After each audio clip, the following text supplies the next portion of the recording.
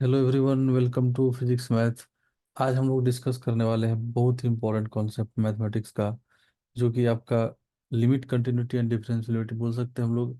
Differential calculus, even integral calculus में भी काफ़ी यूज होता है, और ये फेवरेट एरिया है जेई एडवांस का। मेंस में भी बहुत सारा क्वेश्चन आया है, बट जेई एडवांस में यहाँ से कॉन्स्टेंटली क्वेश्चन आते रहता है। तो आज हम लोग इसको डिटेल में डिस्कस करने वाले हैं, roles theorem and Lagrange mean value theorem को। इसका एप्लीकेशन इवन अलजेब्रा में क्वाड्रेटिक इक्वेशन में भी बहुत सारा क्वेश्चन में होता है, जो कि जेई पूछ चुका है। तो आज हम लोग बेसिकली थ्योरम को डिस्कस करेंगे, और कुछ बाद में हम लोग वीडियो लाएंगे स्पेशल रोल्स थ्योरम से रिलेटेड प्रॉब्लम का and Lagrange mean value theorem से रिलेटेड प्रॉब्लम का। तो अगर आप लोग इस चैनल पर नए हैं तो इसको सब्सक्राइब कर सकते हैं। आगे आप लोग के लिए काफ़ी हेल्पफुल होने वाला है जो भी टॉपिक आने वाला है। तो हम यहाँ पर एक पूरा सीरीज लाने वाले हैं मैथमेटिक्स का, जो कि जी एडवांस एंड मेन के लिए रहेगा। इवन फिजिक्स का भी बहुत कुछ आ चुका है, और आगे भी बहुत सारा आने वाला है। चलिए हम लोग देखते हैं, स्टार्ट करते हैं आज का टॉपिक। तो पहले हम लोग देखेंगे Lagrange mean value theorem. Lagrange mean value theorem क्या बोलता है, इसका स्टेटमेंट देखिए। पहले स्टेटमेंट पढ़ते हैं, तो उसके बाद हम लोग इसका एक डायग्राम बनाएंगे, ज्योमेट्रिकली हम लोग इसको एक्सप्लेन करेंगे। तो क्या है, ये बोलता है if a function f x, पहला number, is continuous in close interval A b. Close interval A b में कंटिन्यूस होना चाहिए। And second number is differential in open interval A b, open interval A b में differential भी होना चाहिए। Then there exist then there is at least one value of c belongs to a b such that f dash c equal to f b minus f a by b minus a। ये क्या होता है अभी हम diagram से, graph से clear करेंगे, और इसको भी हम आफ्टर ग्राफ एक्सप्लेन करेंगे ये वाला स्टेटमेंट को। चलिए हम लोग पहले ग्राफ बना लेते हैं लैग्रेंज मीन वैल्यू थ्योरम के लिए।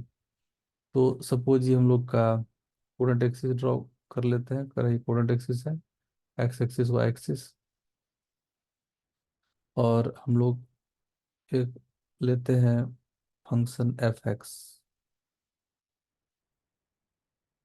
इस तरह से ये हम लोग एफ एक्स का ग्राफ है। तो इस पॉइंट को हम लोग कुछ बोल लेते हैं फिलहाल। इस पॉइंट को हम लोग सपोज ए बोल लेते हैं, वही ए बी जो हम लोग का इंटरवल है, ये वाला ए बी। और ये पॉइंट को हम लोग बी जूम करते हैं।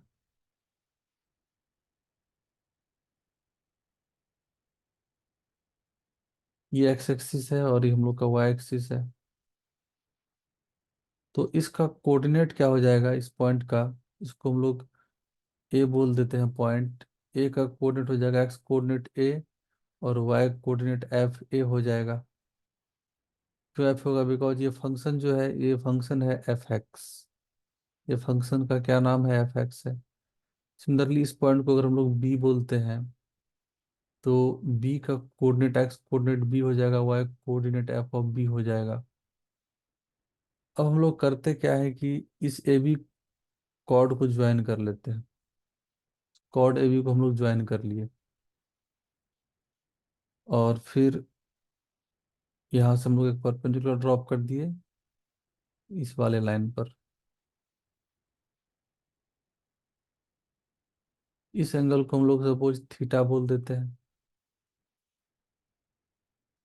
तो अब ये कॉर्ड का हम लोग एक पैरेलल टेंजेंट इस ग्राफ पर ड्रॉ करते हैं। ये कॉर्ड का पैरेलल एक टेंजेंट हम लोग ले रहे हैं इस ग्राफ पर। देखिए हम लोग पैरेलल लाइन ड्रॉ कर रहे हैं। सपोज वो टच किया ग्राफ को इस पॉइंट पर, और इसका जो एक्स कोऑर्डिनेट है उस पॉइंट का सी है। तो इस पॉइंट पर टेंजेंट जो हो जाएगा, ये वाला लाइन इसका पैरेलल है, दोनों का स्लोप सेम होगा। तो इसका स्लोप कितना होगा, एफ डैश सी। यहाँ पर इसका स्लोप जो हो जाएगा, इसका इस लाइन का slope at point c, slope equal to f dash c. और इसका स्लोप सेम होगा। तो अब ये कॉर्ड ए बी का स्लोप देखिए कितना होगा इस ट्रायंगल में, tan theta, that is equal to ये वाला हाइट कुछ बोल देते हैं हम लोग क्यू, बी क्यू। परपेंडिकुलर हो गया, divide by base A Q. अब टेन थीटा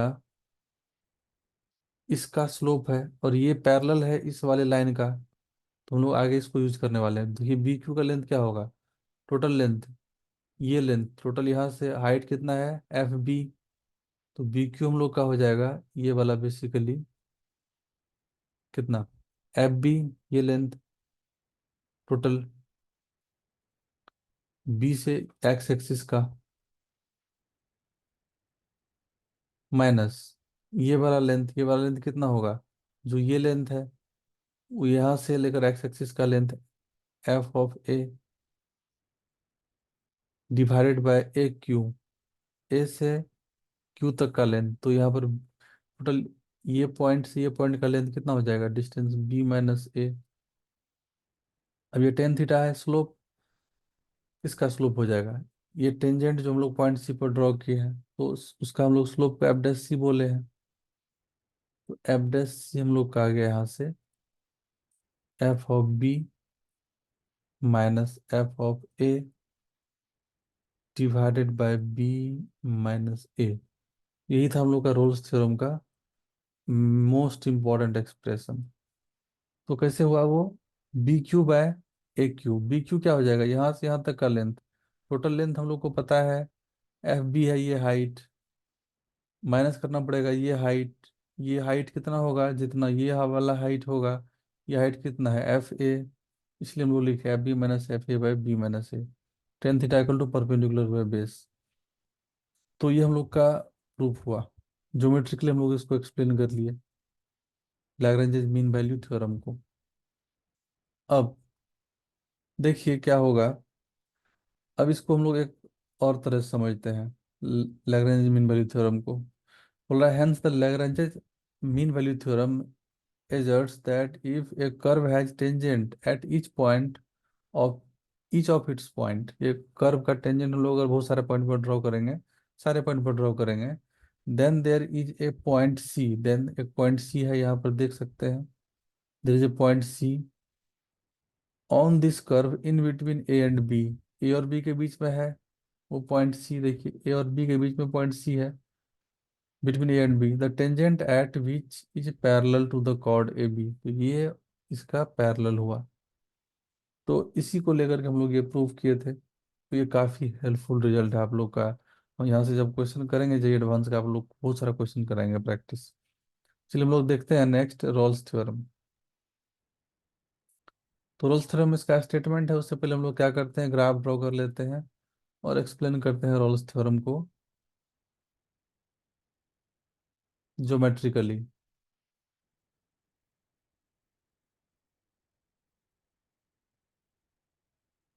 एक्स एक्सिस है ये वाला, हम लोग यहाँ पर एक कर्व ले लेते हैं अपना एफ एक्स,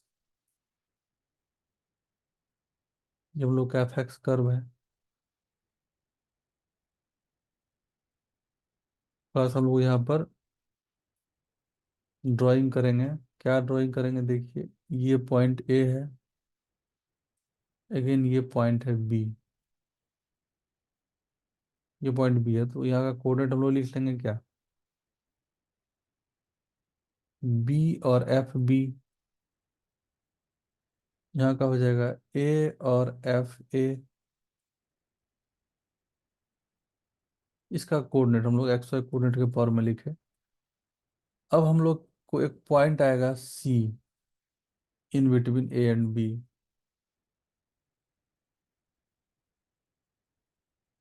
अब ये सी क्या है चलिए देखते हैं, हम लोग पहले स्टेटमेंट पढ़ेंगे फिर आगे क्लियर होगा।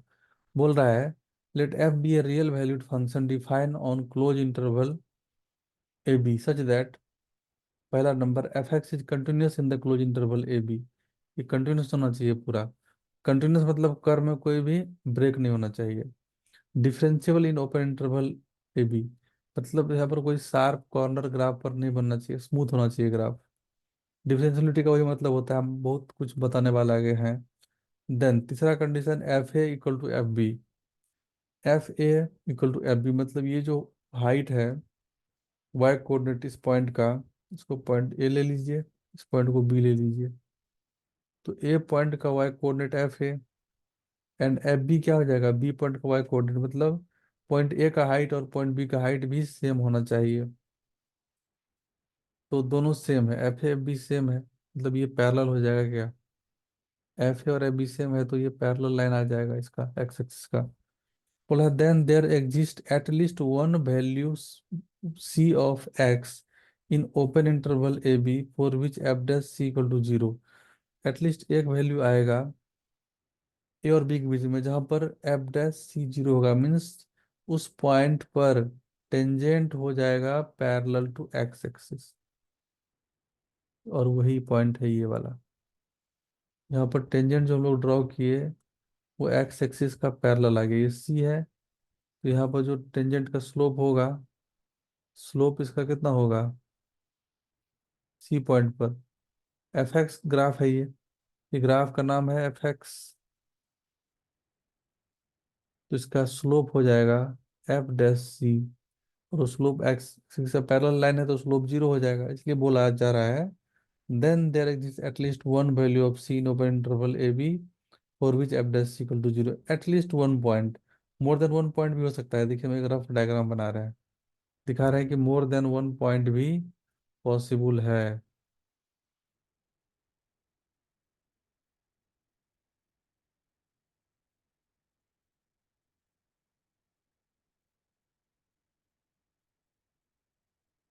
अगर हम लोग ऐसा ग्राफ हम लोग का एफ एक्स होगा, तो ये हम लोग का ए हो गया और ये हो गया बी।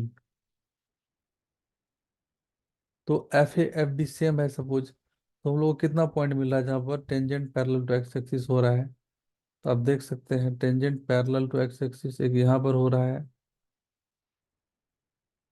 एक यहाँ पर हो रहा है, और एक यहाँ पर हो रहा है। तीन पॉइंट पर हो रहा है tangent parallel to X axis.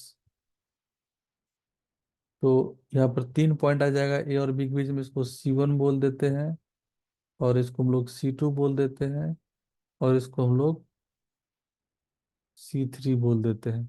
हम लोग बोल सकते हैं क्या, सेकंड वाले ग्राफ में एफ डैश सी वन भी जीरो होगा, एफ डैश सी टू भी जीरो होगा, और एफ डैश सी थ्री भी हो जाएगा जीरो।